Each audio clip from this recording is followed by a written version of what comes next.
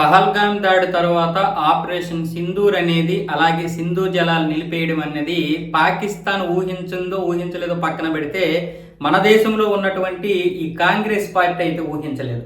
సింధు జలాలు ఇవ్వకపోవడం వల్ల ఇప్పుడు దాహం పాకిస్తాన్ వాళ్ళకి కాదు, ఈ కాంగ్రెస్ వాళ్ళకి ఇప్పుడు దాహంగా ఉంది. అలాగే ఆపరేషన్ సింధూర్ వల్ల ఇప్పటికీ పాకిస్తాన్ ఐసీయూలో ఉంటే ఈ రోజు ఐసీయూ నుంచి డిశ్చార్జ్ చేయడానికి కాంగ్రెస్ విచిత్రంగా ప్రయత్నాలు చేస్తుంది, విపరీతంగా దానికోసం సహాయం చేస్తుంది. ఇక్కడ పార్లమెంట్ లో ఆపరేషన్ సింధూర్ గురించి మాట్లాడుతూ ఇబ్బంది పెట్టాలని చూసినటువంటి ఈ ప్రతిపక్ష పార్టీలు ఈ రోజు ఇరుకును పడ్డాయి. వాస్తవానికి సోమవారం రోజే ఈ ఉగ్రదాడులు ఎవరైతే చేశారో ప్రత్యక్షంగా ఆ ముగ్గురిని మన బలగాలైతే లేపేశాయి. బలగాలు లేపేస్తే మరి ఇన్ని రోజులు వాళ్ళు దొరకలేదు కదా, ఇప్పుడే ఎలా దొరికారు, పార్లమెంట్ సమావేశాలు అయినప్పుడే ఎలా దొరికారంటూ రాహుల్ గాంధీ ప్రతిపక్ష నేత అంట, ఈయనేమో పార్లమెంట్లో ప్రశ్నిస్తున్నాడు నరేంద్ర మోదీని. కొంచెమైనా బుద్ధి, బుర్ర, సిగ్గు, లజ్జ, మానం, మర్యాద ఉన్నదా? అసలు ఉగ్రవాదులు చంపడానికి ముహూర్తాలు, సమయాలు చూస్తామా? ఇదే నరేంద్ర మోదీ గారు అడిగారు.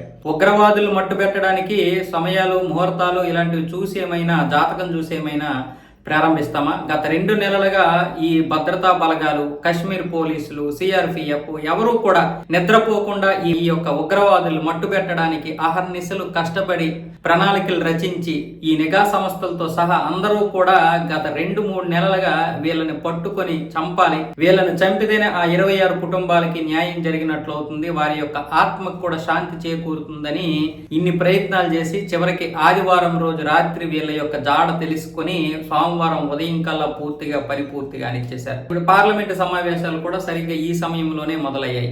అంటే ఈ కాంగ్రెస్ బుర్రా బుద్ధి లేదు. ఈ సమయంలో అంటే పార్లమెంటు సమావేశాల్లో మీకు ఎలాగ ఉగ్రవాదులు దొరికారు అంటుంటారు. అంటే ఇదేమి కాంగ్రెస్ ప్రభుత్వమా ఉగ్రవాదులు వదిలేయడానికి?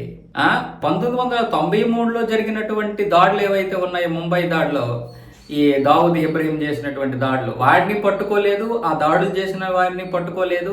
అప్పుడు కొన్ని వందల మంది చనిపోయారు. వీళ్ళు అధికారంలో ఉన్నప్పుడే 2006లో సబర్మన్ రైళ్ల మీద వరుసగా దాడులు జరిగితే 190 మంది చనిపోయారు. అప్పుడు ఉగ్రవాదులు పట్టుకోలేదు, 12 మందిని తీసుకొచ్చారు. ఎవరినో వాళ్ళేమొచ్చేసి ఇప్పుడు నిర్దోషులుగా ముంబై హైకోర్టు అయితే తేల్చి చెప్పింది. దీని మీద ఇప్పుడు మహారాష్ట్ర ప్రభుత్వం ఏమొచ్చేసి సవాల్ చేసింది సుప్రీంకోర్టులో. వీళ్ళు ఉగ్రవాదులు కాకపోతే అసలైన ఉగ్రవాదులు ఎవరు, వీళ్ళు ఉగ్రవాదులు కాదు ఎందుకు వీళ్ళని అరెస్ట్ చేసి ఇన్ని రోజులు ఇది చేశారంటూ ఇప్పుడు మహారాష్ట్ర ప్రభుత్వమే ప్రశ్నించింది, సుప్రీంకోర్టులో సవాల్ కూడా చేసింది. ఈ కేసు ఏమైతే ఇప్పుడు నడుస్తుంది. మరి 2008లో ఆ 10 మంది పందికొక్కులు ఎలా వచ్చారు? 2008లో 26/11 దాడులు జరిగాయి కదా తాజ్ హోటల్లో, మొత్తం 163 మంది చనిపోయారు. ఇందులో వాళ్ళని మీరు పట్టుకున్నారా? వాళ్ళని ఎవరు పట్టుకున్నారు? పోలీసులే పట్టుకున్నారు, అలాగే భద్రతా బలగాలే పట్టుకున్నాయి. ఎంతో మంది పోలీసులు కూడా అసువులు బాశారు. 300 కోట్ల రూపాయలు ఖర్చు పెట్టి ఆ కసబ్ గాడిని పందికొక్కుని మేపినట్లుగా మేపి చివరికి ఉరిశిక్ష అయితే వాడికి పడింది. అంటే ఈ దాడులన్నీ ఎలా జరుగుతున్నాయి? ఈ దాడులు కాకుండా కాంగ్రెస్ హయాంలో 18,000 ఉగ్రదాడులు జరిగాయి మన దేశంలో. ఎలా జరిగాయి? మరి పటిష్టమైనటువంటి భద్రత ఏది? పహల్గామ్లోకి ఉగ్రవాదులు ఎలా వచ్చారని ప్రశ్నిస్తున్నటువంటి వీళ్ళందరికీ కూడా మరి ఇవన్నీ ఏంటి? అందుకే నరేంద్ర మోదీ గారు వీళ్ళందరినీ కడిగి పారేశారు. అక్కడ ఇన్ని ఉగ్రదాడులు జరిగాయి కదా, అసలు సింధు జలాలు నెహ్రూ ఎలా ఇచ్చాడు? సింధు జలాలు ఇవ్వాల్సిన అవసరం ఏంటి? కశ్మీర్ సమస్య పరిష్కరిస్తామని వాళ్ళు రమ్మన్నారు. వాళ్ళు రమ్మని చెప్పేసి సింధు జలాల మీద సంతకాలు చేసినటువంటి ఈ ప్రధానమంత్రి, మొట్టమొదటి ప్రధాని, మరి తెలివైనటువంటి ప్రధాని కదా, కశ్మీర్ సమస్యను ఎందుకు పరిష్కరించలేదు? పోనీ 370 ఎందుకు అప్పుడెత్తేయలేదు? కశ్మీర్ సమస్య తర్వాత చూద్దాము అన్నటువంటి పాకిస్తాన్ మనల్ని మోసం చేసింది కదా, ఇది సింధు జలాల విషయంలో సంతకం పెట్టేసి పంపించేసింది కదా, అప్పుడే చిత్తశుద్ధి ఉంటే నెహ్రూకి ఆ రోజే 370 రద్దు చేయాలి. అది చేశాడా? అదే నరేంద్ర మోదీ గారు ప్రశ్నించారు ఈరోజు. ఈ విధంగా ఎంత కడిగి పారేసినా వాళ్ళకైతే సిగ్గు లేదు. ఎందుకంటే వాళ్ళు పాకిస్తాన్ కోసం పాకులాడే పార్టీలు అవన్నీ కూడా. బంగ్లాదేశ్, పాకిస్తాను ఎప్పటికీ కూడా సుభిక్షంగా ఉండాలంటే ఇక్కడ అధికారంలో కాంగ్రెస్ ఉండాలి.